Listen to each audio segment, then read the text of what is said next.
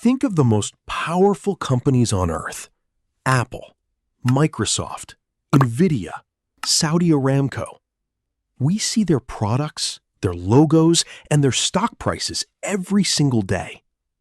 But what if I told you there is a single, quiet company in Europe that could single-handedly shut down the entire global tech economy if they stopped working for just 1 week?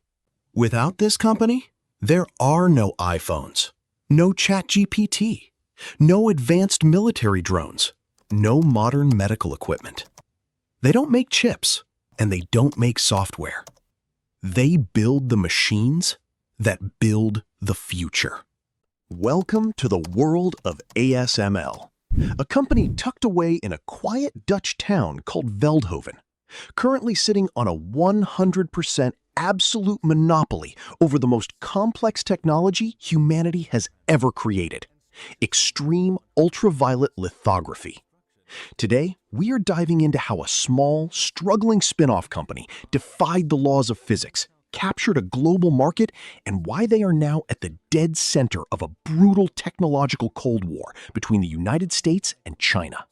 Today, we are diving into how a small, struggling spin-off company defied the laws of physics, captured a global market, and why they are now at the dead center of a brutal technological Cold War between the United States and China. To understand why ASML is so terrifyingly important, we need to understand the problem they solved. Look at your smartphone. Inside it is a microchip with billions of microscopic switches called transistors. To make chips faster and more powerful, scientists have to pack more transistors into the same tiny space. Right now, the lines on these chips are just a few nanometers wide. For context, a strand of human DNA is about 2.5 nanometers wide. We are printing structures smaller than a virus. How do you print something that small? You can't use regular light. The wavelength is too fat. It would be like trying to paint a masterpiece with a massive construction roller. You need a sharper tool. You need extreme ultraviolet light, or EUV. And this is where ASML did the impossible. The process inside their top-tier machine sounds less like engineering and more like science fiction. Inside an ASML EUV machine, a tiny droplet of molten tin drops through a vacuum. A high-power laser blasts it. The droplet explodes into plasma, emitting EUV light. But it doesn't stop there. Another laser blasts it again to optimize the light. This happens 50,000 times a second. Then, this light is bounced off the flattest mirrors ever created by mankind. These mirrors are so perfectly smooth that if you scaled them up to the size of the United States, the biggest bump on them would be less than an inch high. The result? A machine called the TwinScan EXE.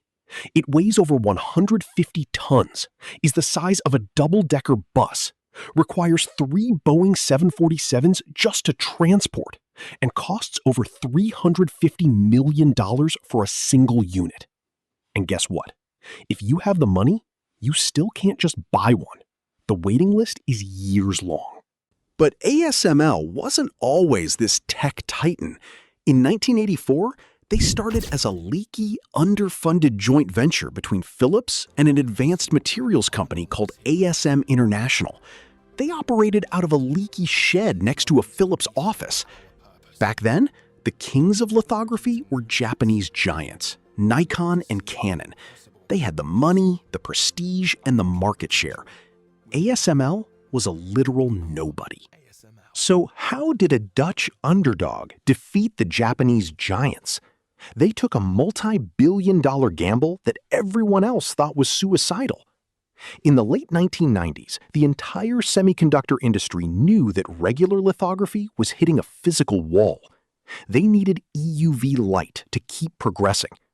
But Nikon and Canon looked at the physics of EUV, the molten tin, the flawless mirrors, the insane vacuum requirements, and said, "This is impossible. It will never be commercially viable." They focused on safer, incremental improvements.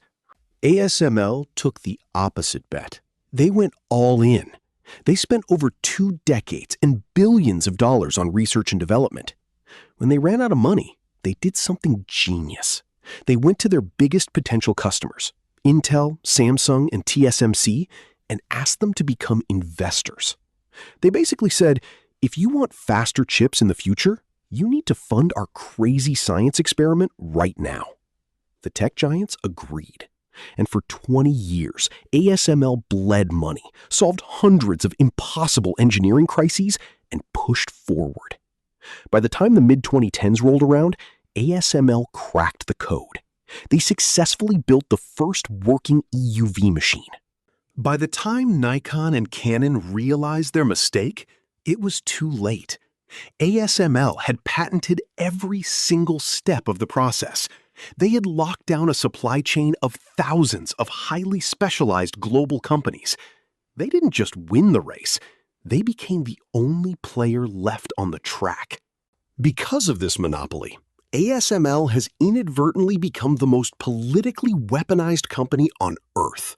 We are currently living through a quiet, brutal tech war between the United States and China. The prize? Dominance over artificial intelligence. And the front line of this war isn't in a Silicon Valley, it's in the Netherlands. The US government realized that if China gets access to ASML's most advanced high-NA EUV machines, they can mass-produce the advanced chips needed for next-generation AI, hypersonic missiles, and supercomputers. But America couldn't just tell a Dutch company what to do. Or could they? An ASML machine is not truly just Dutch. It's a global jigsaw puzzle. The critical lasers are made by a company called Cymer, based in San Diego, California. The advanced optics come from Zeiss in Germany. Because ASML uses crucial American-made components, the US government was able to exercise export controls. Washington pressured the Dutch government, and together they placed a strict ban on shipping ASML's top-tier EUV machines to Chinese customers. China has poured billions of dollars into trying to replicate ASML's technology, but you cannot simply throw money at a problem that took 30 years of global scientific collaboration to solve. Right now, China is stuck using older generation technology, while ASML's newest machines are heading straight to factories in Taiwan and the US. A single company in Veldhoven dictates the balance of global superpower politics. This brings us to a terrifying realization.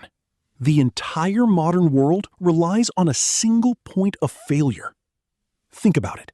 Every advanced piece of technology you will use today, from the screen you are watching this video on to the server hosting it, exists because of a handful of machines running inside ultra-clean factories, mostly owned by TSMC in Taiwan, built by ASML in the Netherlands.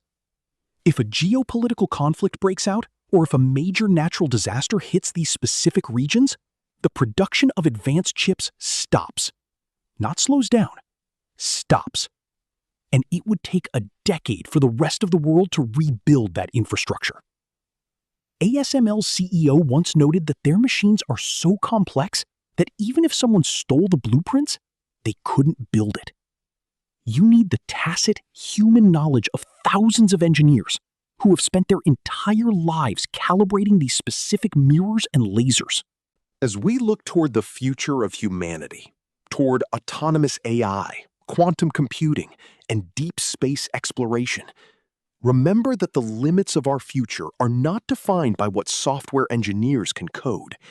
They are defined by what ASML's machines can print. They are the gatekeepers of human progress, working in absolute silence, printing the future, nanometer by nanometer. Next time you look at your smartphone, remember the exploding drops of tin, the impossibly flat mirrors, and the quiet Dutch company that holds the modern world together. If you found this deep dive fascinating, hit the like button, subscribe for more untold stories of technology, and let me know in the comments, do you think a single company should hold this much power? See you in the next video.